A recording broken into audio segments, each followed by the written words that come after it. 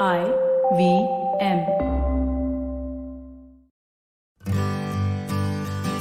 Hi, I'm Utsav, a behavior researcher by training and a slow traveler by passion. Postcards from Nowhere is a travel podcast where I condense a decade of travel experiences and explore not just the where, but also the why and how to travel. My stories emerged from slow traveling the less explored parts of the world: Bosnia and Herzegovina, Armenia, Uzbekistan, and even China. At the end of each story, I give practical tips and new ideas about how to travel better.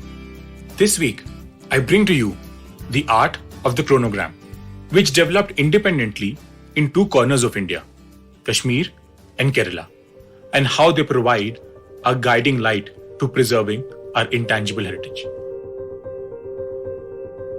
In 2016, as demonetization hit the Indian masses, the 2000 rupee note was launched. Almost instantly, there surfaced advertisements on eBay for selling the note at an insane asking price of 2 lakh rupees. All because the note had a peculiar number. In more mundane settings, the Regional Transport Office conducts auctions to give away this number for vehicle registration. It sees frantic bidding wars and is known to have fetched lakhs of rupees.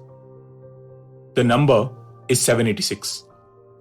It refers to the well-known and extremely popular Quranic phrase, Bismillah ar-Rahman ar-Rahim.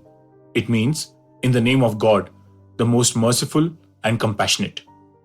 But what does 786 have to do with it? Welcome to the ancient art of Persian chronograms. A chronogram is a sentence in which specific letters, interpreted as numerals, stand for a particular date. In the Indo-Islamic tradition, the value of Bismillah ar-Rahman ar-Rahim produces a total of 786. And by no means is this an isolated example. When the Mughal king Jahangir died, the chronogram Jahangir az Jahan Raft, Jahangir left the world, was created. The words of the chronogram add up to the year 1036. But Jahangir died much later in the year 1627. So why does the chronogram add up to 1036? That's because the years in a chronogram usually correspond to the Islamic calendar and not the Gregorian one. But chronograms were not merely used to describe events and mark dates. The expert chronographers weaved poetry and commentary into them. For example, to mark the birth of India's future Prime Minister Indira Gandhi, Fakhr-e-Do Jahani, or Pride of the Two Worlds, was coined. While the words total up to 959, the use of the words do or two implies a poetical multiplication, thereby giving the Gregorian year of her birth 1918. I discovered the art of Persian chronograms as I was reading through a memoir of a writer who grew up in Srinagar. He mentions that even today, in cemeteries in the old town, one could find graves with chronograms. In fact, there are graves that have chronograms on each side of the gravestone. One in Persian and the other, surprise, surprise, in Sanskrit. These graves must be over 500 years old because it's at that time that Islam came to Kashmir and the language changed from Sanskrit to Persian. The presence of both languages indicates a period of transition and possibly a period of harmony between the two cultures. But the chronograms in no way were restricted to only Kashmir. If you happen to be in Delhi, I'll ask you to go to a rather unlikely place, the parking of Maulana Azad Medical College, located near the Bahadur Shah Zafar Marg. Therein lies the resting place of an Urdu poet, Hakim Momin Khan, a lesser-known contemporary of Ghalib. He was somewhat of a polymath, with expertise not only as an Hakim, but also in mathematics, music, astronomy, and even chess. He suffered a serious fall from the top floor of his house and died of the injuries sustained in the fall some days later. But not before he had demonstrated his skills in both astrology and chronogram composition by predicting the date of his demise in a most appropriate way. Thus to bazu bishikast, that is, the arm and forearm were fractured, and they total to the year of his death, 1852. But chronograms weren't merely wordplay or used as a means to provide a tribute to the dead. They were also used in diplomacy and power games between kings. When Prince Khurram ascended the throne in 1627, he assumed the title Shah Jahan, or King of the World. The Sultan of Turkey wrote to Shah Jahan, pointing out that since he was only the king of Hind, that is India, it was inappropriate for him to adopt such a title. The poet laureate of Shah Jahan, Kaleem Hamdani, came up with a brilliant rejoinder to the Sultan of Turkey's objection. Kaleem explained that the numerical value of Hind and Jahan is the same. He framed this reply in a verse that was dispatched to the Sultan, who it appears was silenced by the logic of the argument. But far away from Turkey, Kashmir, and Persian influences, there developed an independent style of chronograms all the way down south in Kerala, Kattapayadi. In Malayalam, this system is known as Paralapperu, where Paral means seashell and Peru means name. It refers to its application in the astronomical computations performed traditionally in Kerala using seashells in this process. This was noted by Lieutenant Colonel John Warren, an officer in the East India Company and for some time the acting director of the Madras Observatory. He describes how astronomers performed computations by placing seashells at appropriate places while reciting the relevant mnemonic lines with the numerical expressions in the Kattapayadi notation.